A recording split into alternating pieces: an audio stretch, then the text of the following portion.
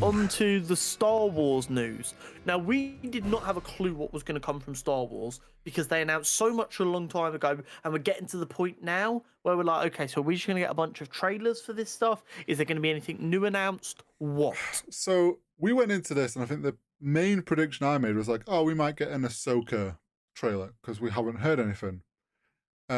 We got some Ahsoka teasers, which I think I've just remembered now. But it was but yeah, It was there like a was first look at Sabine and stuff, wasn't it? first look at Sabine and a confirmation of the actor who's gonna play what's the lad's name? I forget now. The young lad Jedi. Yeah. I forget his name. But yeah, they confirmed actors and we got a first look. But they kicked it off with Bad Batch Season 2. Loved Season 1 of Bad Batch. I'm going to be honest. I watched the first couple of episodes, got busy, and then forgot to finish it. And because of Brain Go Burr, I never went back and watched it. But it's all there now, so I can just binge it like the week before it comes out. So it's fine. Definitely worth a watch. It's a fun, like, a fun new angle of Order 66 and then the fallout of it from the fact of stormtroopers that managed didn't turn and what they went through to like all the shit going on. Super good. Looking forward to a season 2 of that. It's going to be great. Then they also announced Tales of the Jedi. I'm so fucking excited for this fucking show. So, sticking with animated, and it is in the Clone Wars style as well, which is my favorite animated style. It's in the Clone Wars style, and it is all tied into the Clone Wars animated series. We're getting 6 episodes. 3 of them will be on the origin. Short episodes. Yeah. 3 are on the origin of Ahsoka, and 3 are on the origin of all of Count Dooku. Count Dooku, yes. I don't know if I've actually said it on this. Count Dooku is one of my favorite characters. He's so fucking cool, and I have been desperate for so long to see like him as a Jedi and like how he like becomes evil, and I'm so fucking excited. This is pure like nerd joy, not even me overanalyzing it. I have wanted this for so long. I am so fucking ready. What I love is it's filling in more of the gap of where Ahsoka was, and like cause she was never in the films. It's like it's filling in that gap now of like everyone loves Ahsoka, and they want more and more like lore behind her and how she fits in because the films gave us nothing, and all we know is the Clone Wars and soon to be her show. So getting to see her origin and some like her early days of training is going to be super cool to see. Obviously, the fall of Count Dooku, like that's going to be super interesting to see him. It's going to be so fucking cool. Him turn. It looks like we're also going to get a fight between him and Yoda when Yoda had hair, which is going to be lit. Oh no, that's not Yoda with hair. That's the female. Oh, is that? Oh, that's Yodel. Something like that. I've got a name wrong. Yeah, I know. I think you're close. But yes, it's our first ever like proper look at her.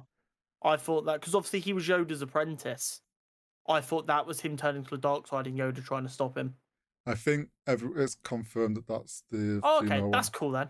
That's cool. That's really cool. But yeah, so 2 animated things, which I'm all for like more of the animated stuff and set. It's such an easy watch and has such interesting stories. And it's just like it's a really good way of like visually showing the Star Wars universe and the Force and stuff.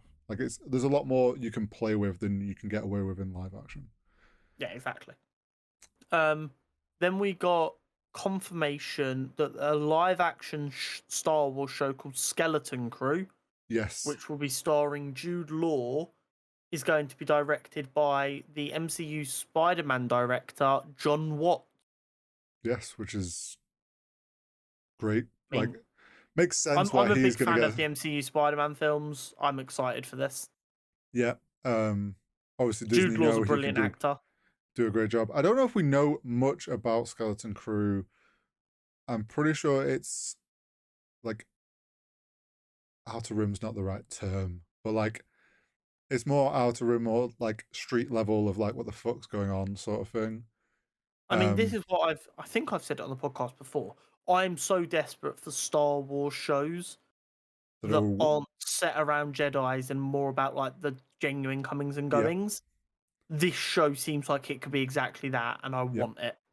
So I think that's going to be great, and builds into this. And I'm pretty sure they've said it's set in the timeline of Mandalorian and Ahsoka. So that timeline of like pretty big time jump where we don't know much. It fills in the gap of what's going on. And that leads us into Mandalorian season 3. Yeah. This is where I would have expected them to show Ahsoka. But they're like, nah, fuck that. We're going to give you more Mandalorian. The big thing I noticed from Mandalorian season 3. Yes. The logo was really bright compared to what a trailer that seemed very depressing. Yeah, it did. It was very like... It was like proper like, it gave like full Ragnarok vibes on the logo. And then it was just like depression and sadness and death and plague. Yeah, because this next season's going to be super interesting for him. Because everyone...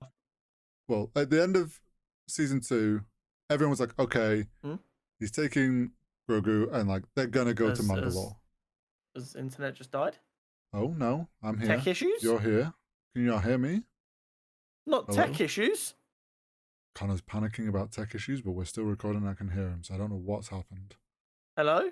Hello? I'm still here. I'm back. You disappeared on me. Oh, well, you never left for me, so we just all heard you going, tech issues?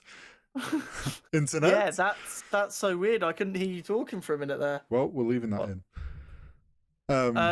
So yeah, I think we might see Darth Maul. I don't know if he's alive, but I think we might see him. I'm trying to remember timeline-wise. He might not... Is after the fall of the Empire, is Maul still around after the Empire's fallen? He won't be alive. Oh, that's so sad. Have you seen Rogue One, the animated one? Rebels. Animated Rebels, Rogue One? Not Rogue One, no, Rebels. I haven't watched Rebels. You need to watch Rebels. Okay. Because there's a time gap there, which I would say you need to watch Rebels definitely before Ahsoka comes out to understand the characters in Ahsoka.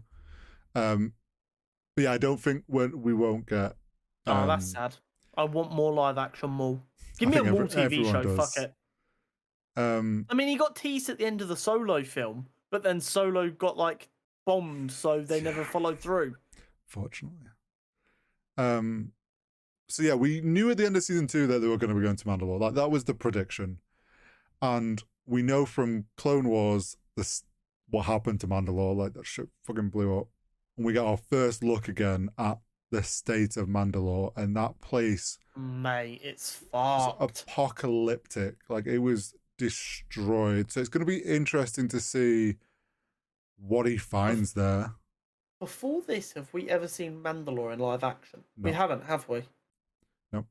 Mandalorian has explored the most of, like, the whole, like, Mandalorian... Like, we haven't had any of that in live action other than Boba Fett and his armor. Like, all that we've experienced of Mandalore has been animated series. Wars. Yeah, holy shit. This is so exciting. I can't wait. And obviously, there's going to be the whole... We know that the Mandalorian, his clan that he was part of, was more of a cult. So he's going to have that whole battle between... And I think we're going to see a lot of these Mandalorian clans in this season. I think we're going to finally get to experience a bunch of the different named clans and their own like armor sets, and they're going to appear out of the woodwork, and he's going to learn more about actually what it is to be a Mandalorian and him trying to figure out what he's doing now. He's meant to be leader. Because he's got the dark saber, which makes him the leader, doesn't it? Yes. Yeah, I'm so curious to see how this goes. Very, very exciting. There looks like there's going to be some great, like, father-son moments with Grogu, especially in the ship, now that they're flying around. Like, there's going to be those funny, cute moments, and I'm excited for that. You've also got to remember, a lot of these Mandalorian clans are going to want to kill Grogu. because they hate the Jedi and everything, every force sensitive being. Well, kill them, or they're gonna be like, we can fucking make money off this sort of thing. Like, yeah, he's definitely going to be a lot of him protecting Grogu. I think we're going to see Grogu unlock a bit more of his Force powers. I wouldn't be surprised if we get another cameo of like Ahsoka or something, like they cross paths again. But yeah, super looking forward. Was not expecting to get a trailer, and I'm so very excited for that. And then this brings us on to Andor. Andor final thoughts. Yes. Which, we're going to be honest, with how busy life's been, we kind of dropped the ball when we realised yesterday that Andor starts next week. Yeah. With a 3-episode premiere. Yes. And we got a new we got like our final trailer as well.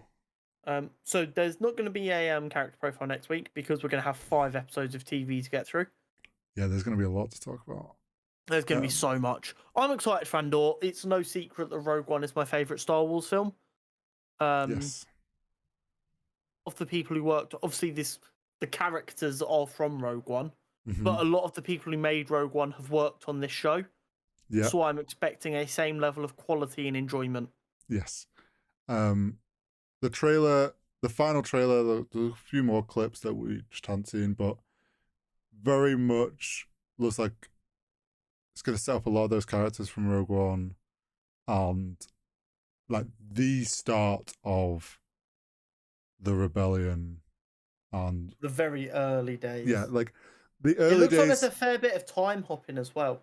I think there's a bit of time hopping, and we're actually going to see, it seems like we're going to see quite a bit of the Senate and those Senate leaders that then are like, were more Jedi loyal, having to deal with the fact that this isn't, like, this is not what it actually seems, and knowing like, oh shit, this is, we don't want to stand for this sort of thing. Well, here's the thing. One of the things I always loved about the Clone Wars was like, they kind of discussed the politics of the Star Wars universe, and that's starting to leak into the live action stuff, and I'm so here for it because it's so interesting.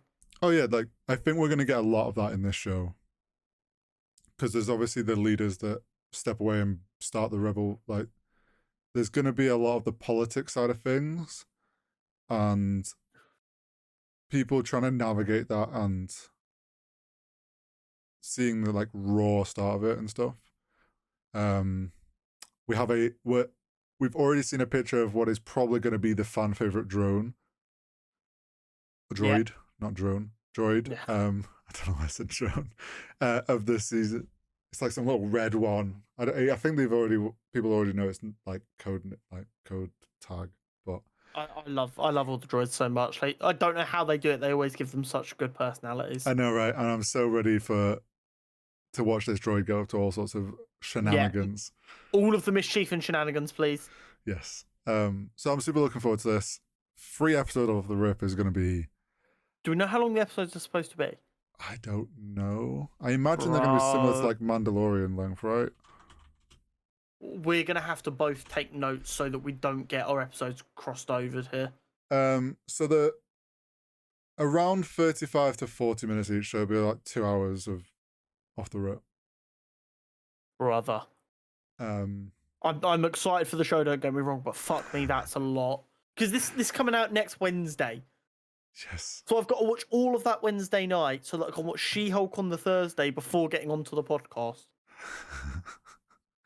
And we've got to retain our thoughts on this stuff after watching Lord of the Rings on the Friday. I'm going to be sat at my desk. I'm going to have the show on here, and I'm going to have my notepad open here so that I can write down what's happening. Because otherwise I'm not going to remember any of it. And I have a great memory for this shit. I don't, so I'm really going to have to make notes on Lord of the Rings. Yeah.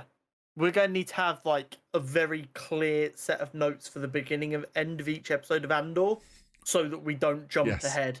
Yes. Where the cut-off points are. But super excited for Andor.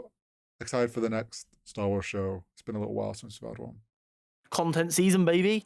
Yes. Hurry up and get us to 1,000 subs so that we're ready for that Christmas CPM. Oh god, yeah. That'd be nuts, imagine though. Imagine. But I think that was all we got on Star Yeah, Wars. I mean, with a lot of the other stuff when we're doing our final thoughts, we have a lot more to go on. Andor's very much like it could be anything you want it to be. So there's not as much to say about it. Yeah. Um, It's like we know but what it I leads am up excited. to, Yeah, but we just have no idea what goes on to lead up to that. So I'm looking forward to another moment like at the end of Rogue One where we're like, shit, we never met the person who sent Leia the plans, which means they all have to die here. yeah. And I know Andor is going to find a way of it once again, someone who helps him throughout the show. We're going to get towards the end and we're going to be like, shit, this guy wasn't in Rogue One. Mm-hmm. There's gonna be a lot of He's that. going to have to die. Or there's going to be a lot of, we get to the end of it and we're like, oh, that's so and so from Rogue One. We know they die later. Yeah. Very excited. I cannot wait.